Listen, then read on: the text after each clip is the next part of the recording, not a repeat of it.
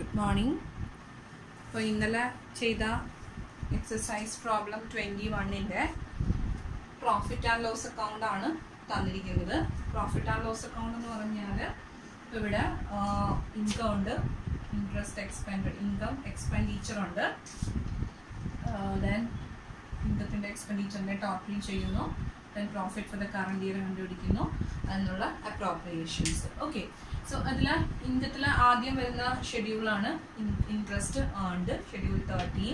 അപ്പോൾ അതിൽ വരുന്ന ഐറ്റംസ് നിങ്ങൾ ഷെഡ്യൂൾ 13 ചെയ്തിട്ടുണ്ടാവുമെന്ന് വിചാരിക്കുന്നു. ഞാൻ അതിൽ വരുന്ന എമൗണ്ട്സ് മാത്രം ജസ്റ്റ് കാണിച്ചിരിക്കുകയാണ്. ഷെഡ്യൂൾ 13 ഇങ്ങനെ എഴുതി വെക്കരുത് ഒരിക്കലും. ഷെഡ്യൂൾ 13 വരച്ച് തന്നെ അതിൻ്റെ ടോട്ടൽ തന്നെ കണ്ടുപിടിക്കുക. ടോട്ടൽ എമൗണ്ട് മാത്രമാണ് നമ്മളിവിടെ എഴുതുന്നത്. ഒരിക്കലും ഇങ്ങനെ ചെയ്ത് ഷെഡ്യൂൾസ് ചെയ്യരുത്. ഞാൻ നിങ്ങൾക്ക് മനസ്സിലാകാൻ വേണ്ടി തന്നിരിക്കുന്നതേ ഉള്ളൂ. ഓക്കെ, സോ ഇൻട്രസ്റ്റ് ഏൺഡിൽ 3 എമൗണ്ട്സ് വരും. 380 മൈനസ് ആണ് rebate on bills discounted. So we will get 1,35,620. Then other income 14 ആണ്, അതൊന്നും തന്നിട്ടില്ല, നില്ല്. ദെൻ ടോട്ടൽ ചെയ്യുന്നു, എന്ന് കൊടുക്കുന്നു. ഓക്കെ, നെക്സ്റ്റ് എക്സ്പെൻഡിച്ചേഴ്സ് ആണ്. ഇൻട്രസ്റ്റ് എക്സ്പെൻഡഡ് 15 ആണ്, അതിലൊന്നും തന്നിട്ടില്ല. Then operating expenses 28,000, 27,400, 2,300, 1,800. അതായത് എമൗണ്ട്സുകൾ ഞാൻ പറഞ്ഞു തന്നിട്ടുണ്ട്. സോ ഷെഡ്യൂൾ ചെയ്യുക, ടോട്ടൽ ചെയ്യുക. And this 2,000 is what? 2,000 എന്ന് പറയുന്നത് ഡിപ്രീസിയേഷൻ ആണ്. ഡിപ്രീസിയേഷൻ ഞാൻ പറഞ്ഞായിരുന്നു, കാരണം എന്താണെന്ന് പറഞ്ഞുതരാം. ദാറ്റ് ഈസ് ഡിപ്രീസിയേഷൻ പറഞ്ഞിരിക്കുന്നത് depreciation at 5% on the opening balance is required. Opening ബാലൻസിലാണ് എന്ത് ചെയ്തിരിക്കുന്നത്? 5% ഡിപ്രീസിയേഷൻ കാൽക്കുലേറ്റ് ചെയ്യാൻ പറഞ്ഞിരിക്കുന്നത്. ആൻഡ് നമുക്ക് തന്നിരിക്കുന്ന ട്രയൽ ബാലൻസിൽ പ്രമിസസ്, അതായത് ബിൽഡിംഗ് എത്രയാ? പ്രമിസസിന്റെ വാല്യൂ എത്രയാ? 50,000 ആണ്. അതായത് 31st March 2017 ക്ലോസിംഗ് ഡേറ്റിലാണ് എന്ത് ചെയ്തിരിക്കുന്നത്?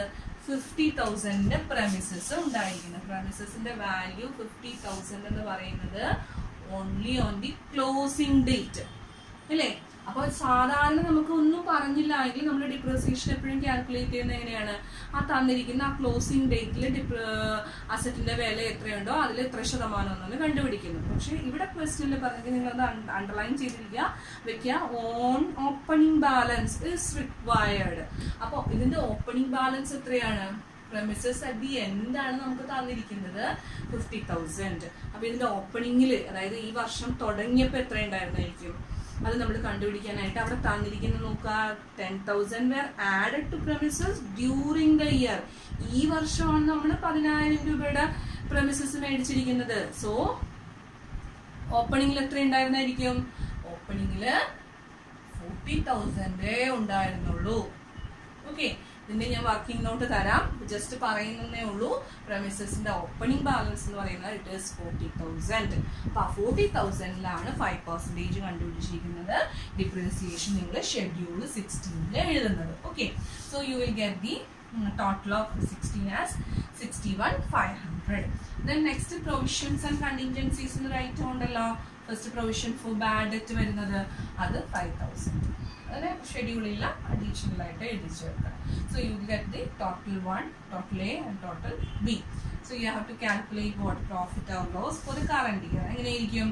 എ മൈനസ് ബി നമുക്ക് കറണ്ട് ഇയറിലെ പ്രോഫിറ്റ് കിട്ടും. ഓക്കെ, ദെൻ നമുക്ക് പ്രോഫിറ്റ് ബ്രോട്ട് ഫോർവേഡ് ഉണ്ട്, അത് നമ്മൾ എഴുതുന്നു, ടോട്ടൽ ചെയ്യുന്നു. ഓക്കെ, ടോട്ടൽ ചെയ്ത് കഴിഞ്ഞാൽ നമുക്ക് നെക്സ്റ്റ് സ്റ്റെപ്പ് എന്താണ്? അപ്രോപ്രിയേഷൻസ് എഴുതണം.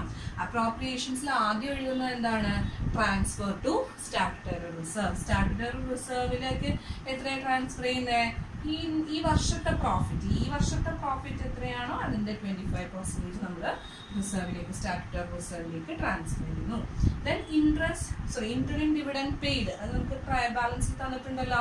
ഇന്ററിം ഡിവിഡൻഡ് പെയ്ഡ് അപ്രോപ്രിയേഷൻസ് നമ്മൾ എഴുതി വെച്ചിട്ടുണ്ട്. ഡിവിഡൻഡ് പെയ്ഡ് എല്ലാ അപ്രോപ്രിയേഷൻസിലാണ് വരുന്നത് 17,000. ഓക്കെ, ആൻഡ് നെക്സ്റ്റ് വേറൊരു കാര്യം കൂടെ ഉണ്ട്, ഇന്ററിം ഡിവിഡൻഡ് ഡിക്ലെയർഡും ഉണ്ട്. ഓക്കെ, ഡിക്ലെയർഡ് എന്ന് പറഞ്ഞിട്ടുണ്ടെങ്കിൽ 2 അഡീഷണൽ ഇൻഫർമേഷൻ തന്നാൽ 2 സ്ഥലത്ത് കാണിച്ചിരിക്കണം. ഒന്ന് എവിടെ കാണിക്കണം? P&L, ഒന്ന് ബാലൻസ് ഷീറ്റിലും കാണിച്ചിരിക്കണം. അത് എവിടെയാണെന്നുള്ളത് ഞാൻ ഇന്നലെ ഷെഡ്യൂൾസ് ഏതൊക്കെയാണെന്ന് കൃത്യമായിട്ട് പറഞ്ഞിട്ടുണ്ട്. അപ്പൊ ഇൻട്രസ്റ്റ് ആൻഡ് ഡിവിഡൻഡ് ഡിക്ലെയർഡ് എത്രയാ? ഈ വർഷം ഡിക്ലെയർ ചെയ്തിട്ടുള്ള ഡിവിഡൻഡ് എത്രയാ? സോറി, ഇന്ററിം ഡിവിഡൻഡ് ഡിക്ലെയർഡ് എത്രയാ? ഇറ്റ് ഈസ് എന്തിലാണ് ഡിവിഡൻഡ് ഡിക്ലെയർ ചെയ്യുന്നത്? ക്യാപിറ്റൽ അല്ലെ? ക്യാപിറ്റൽ എത്രയുണ്ടോ അതിലാണ് ഡിവിഡൻഡ് ഡിക്ലെയർ ചെയ്യുന്നത്.